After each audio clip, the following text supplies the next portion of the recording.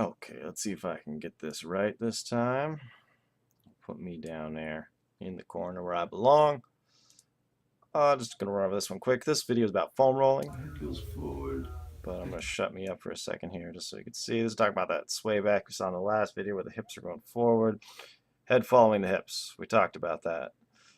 So your center of gravity is off into your arches. What happened? Because I see people end stage of this where everything starts getting, so that's very hypermobile, resting on the joints.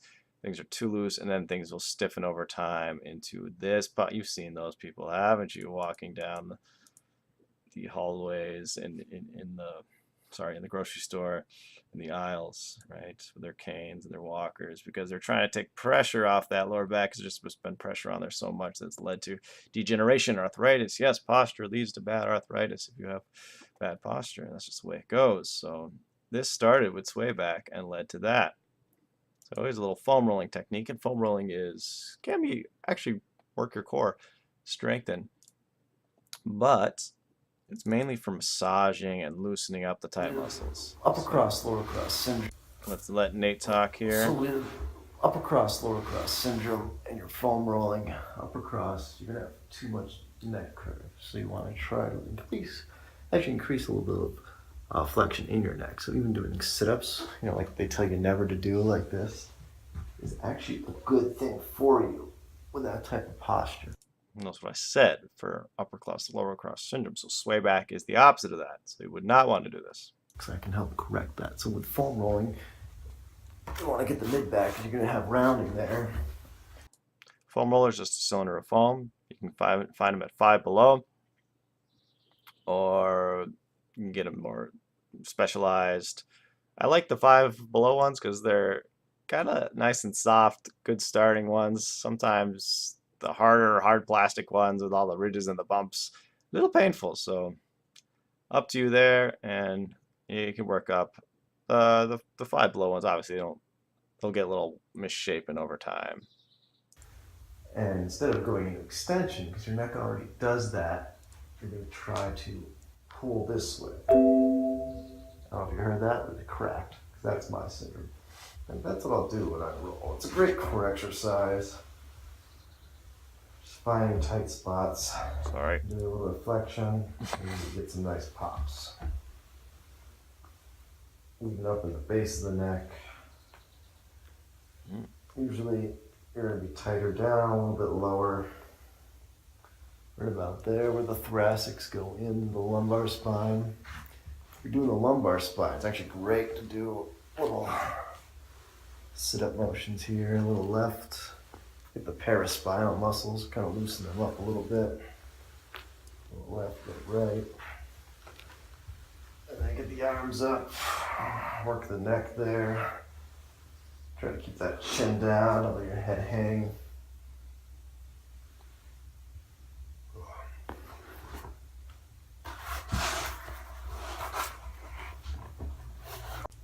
And sometimes you gotta work it a little bit before it'll move. Like right here is really tight, with the arms up.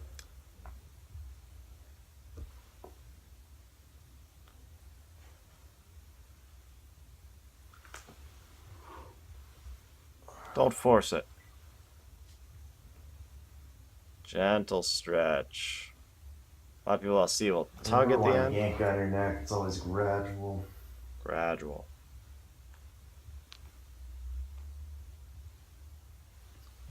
Don't you like when medical professionals agree with each other? Stretching.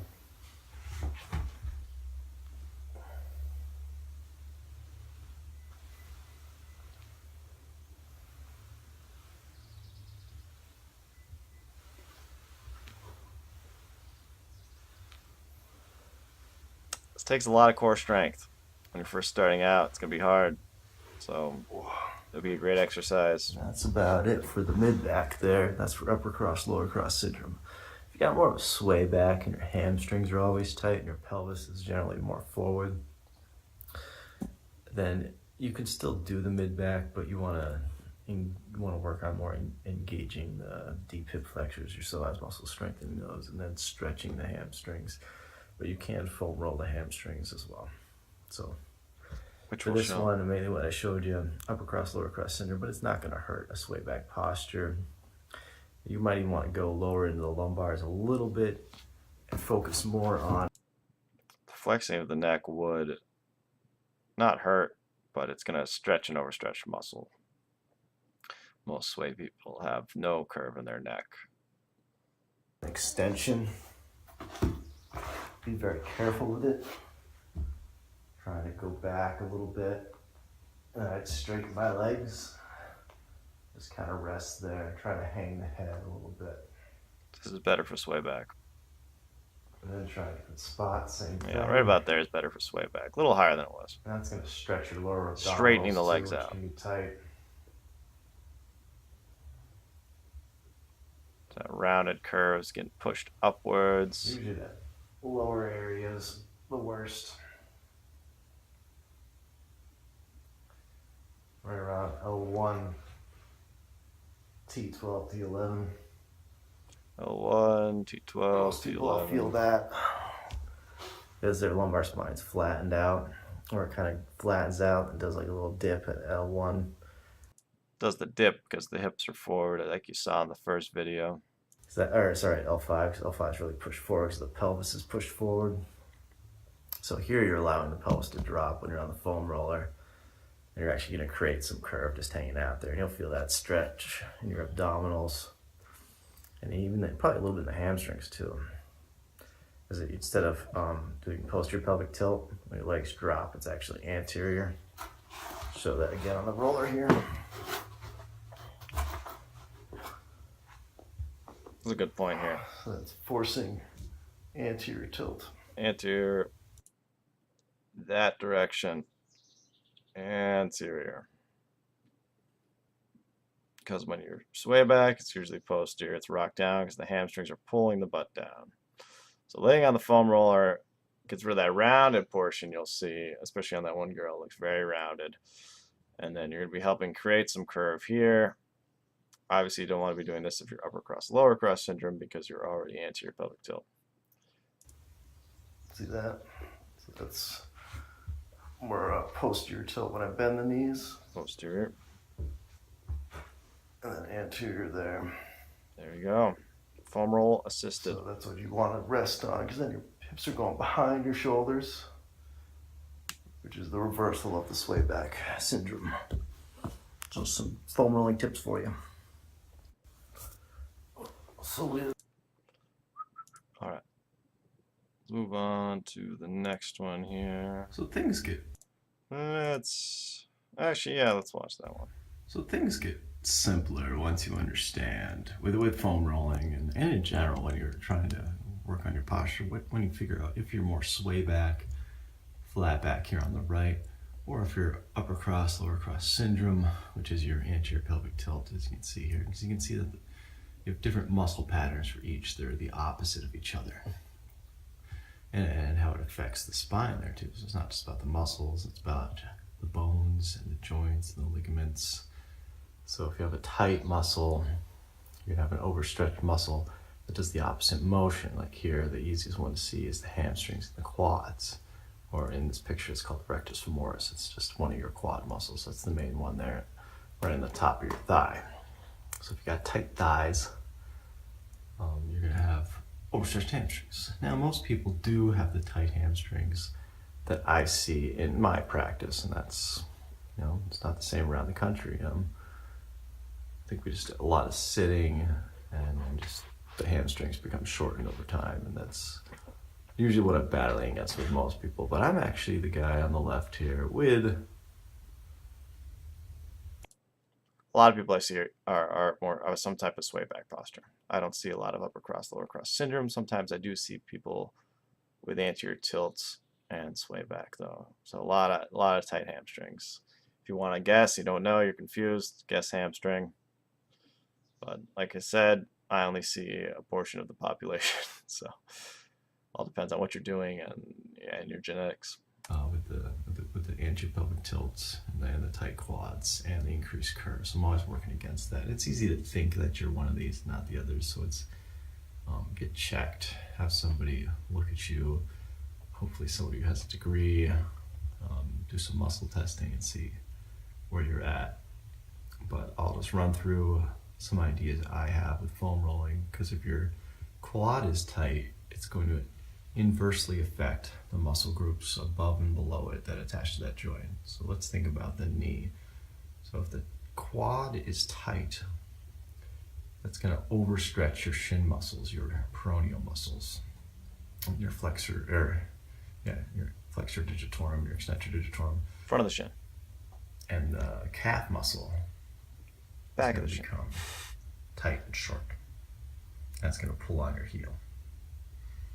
And the opposite for the hamstring with the swayback. Hamstring's tight, the shin Posterior pelvic muscle's tilt, gonna be like swayback. rocks. I'll feel some people's shins. Usually it's because, as well, that the pelvis shifts forward. Like in this picture, the person's pretty straight. But when they have swayback, the pelvis is usually going to start shifting forward. And that's going to put weight on your toes and then the arches of your feet. And those shins are also going to get very tight.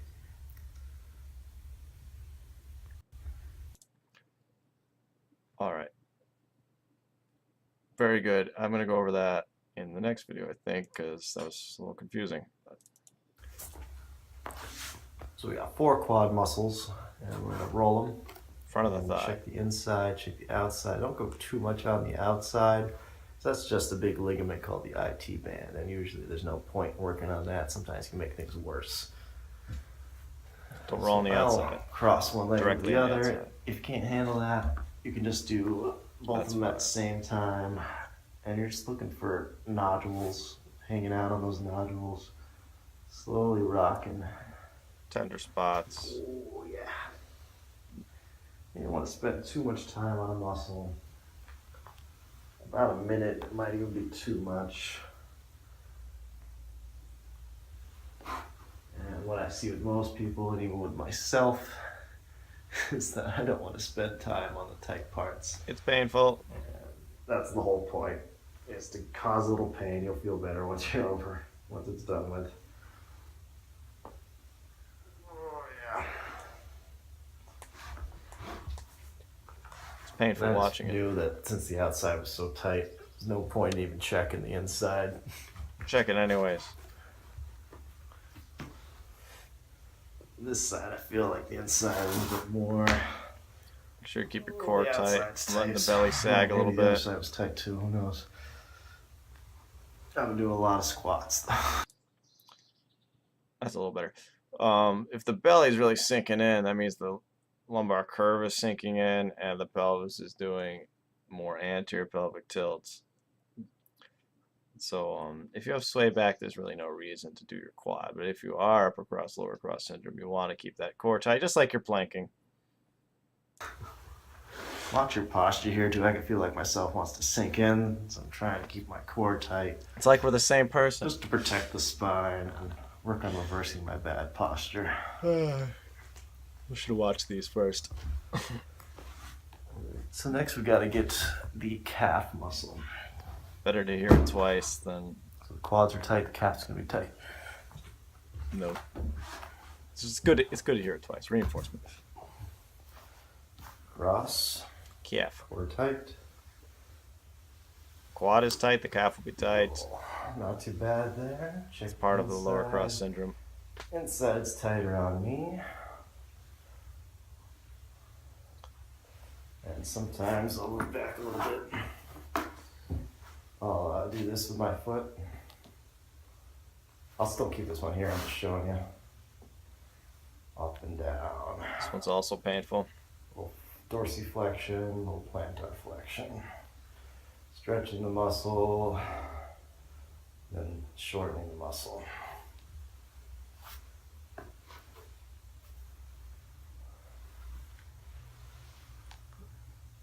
Now I got a lot of foot problems, so things switch on me, so I can feel the inside. Now this one's not tight.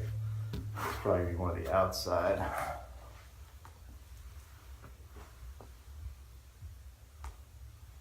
Actually, not too bad. The left one's pretty good. A little bit in the middle. Actually, a little bit right up there. Keep the core tight. So check the whole Chest muscle, up. and then you just kind of hang out on that one tight spot. So for tight hamstring, sway back, you're getting it under the hamstring now. Cross it like that. Hamstring. Hamstring goes all the way up in the butt there. That's where it inserts right into that sacrotuberous bone, the one you sit on. So if that's sore a lot on you, you might have tight hamstrings. They could be overstretched. You never know. So you want to be careful with that. If you're chronically working or constantly working a muscle, and you don't feel like you're getting any better, you're getting anywhere, you might be the opposite syndrome that you think you are. Because you could feel sore and Self-discovery. That's why I figured out most of this stuff is using myself to figure out, you know. So sometimes if it feels painful and it's just painful every time, there's just either two things. A, you're not strengthening the opposite muscle, you're just stretching and massaging all the time. Or it really is an overstretched muscle and you're making things worse. So if you feel like you're better for a little bit and then it comes back, there's strengthening that needs to be done. If it feels worse, sometimes it might feel worse the first time you do it, but if you do it for like a couple days in a row and it's definitely getting worse, you're doing something wrong. Either your form is wrong or you're hitting the wrong muscle. So change things up. Try the optimal. If you're hitting the hamstrings all the time, I know my hamstrings are tight. I hear this from all the people. I know they're tight. I know they're tight. I know they're tight. So painful. Sometimes they're not tight. I see that a lot. They're not tight. So, but that contradicts what I said before. I do see a lot of hamstrings tightness. And I do see a lot of sway back. Just an example. So self-discovery there. tight and painful when you're doing it, but it could be overstretched, and that's why it could be painful. Like there's no reason for me to do my hamstrings because I know they're not tight. And honestly, with the foam roller, I feel like I don't get a lot of good stretching with the hamstrings. A lot of goodness. I feel it a lot more with the quad. I don't know if that's just because I'm anterior pelvic tilt, but I hear that from other people as well. So usually you can get it better with different types of stretching or with TheraBands. Laying down, throwing a band over the leg and stretching that way is usually just better because you're trying to just mainly increase the lengthening, not so much just massaging. Next you want to hit the shins if you have tight hamstrings. Shin is not on the bone. Hello, Debbie. Outer side of the shin. Shin muscle's not on the bone, it's on the outside. And cross again, rolling in through there. Again. This is what I do when you're late for class. I make videos, so don't be late. These aren't tight on me, so I'm not worrying too much about them. You can do both at the same time if it's too sore, do it one.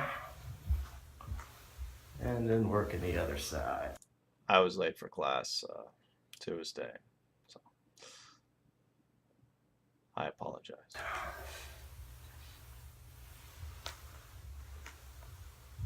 This one's very hard to A little do. core workout.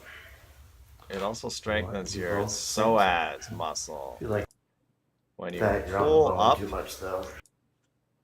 you're really working that psoas. It's good for you. Just careful about rounding your back too much because there's a lot of hamstring use here. So just careful with that. Try to keep some curve in your lower back and you will engage the psoas.